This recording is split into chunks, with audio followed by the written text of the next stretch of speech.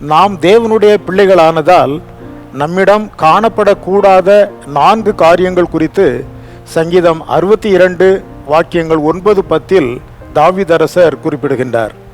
முதலாவதாக கீழ் மக்கள் மேல் மக்கள் என்கிறதான சாதிய பாகுபாடு என்பது எவ்விதத்திலும் நம்மிடம் காணப்படக்கூடாது.